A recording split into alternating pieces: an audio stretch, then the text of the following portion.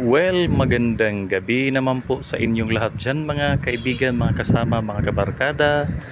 Ah, Andito naman po ako sa may guardhouse ng aming paralan. Sa ngayon ay walang tao dito sa guardhouse kasi gabi na po. At dito po kami nagbabiometric. Iwan ko lang kung nakaklaro na, kung clear pa ba sa inyo ang itong phone, ang camera ng phone. Basta andito po ako ngayon sa guardhouse.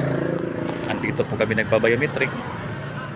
At yun po ang aming biometric area. Yun ang bag ko. At walang guard ngayon na naka-duty kasi may pinuntahan. Saglit lang naman, saglit. At ako po ay nandito pangsamantala nag-vlog dito sa channel, which is parang kunting update lang siya. At well, mamaya-maya lang kunti, siguro mga few minutes, mga 3 to 5 minutes baka babalik na yung guard. Mayroon lang siyang pinuntahan saglit. Actually, malawak itong school na ito, kaso nga lang wala akong kasama doon papunta sa kabilang dulo. Kaya dito lang po muna ako. So, this is just a short update. And yun, may tao doon.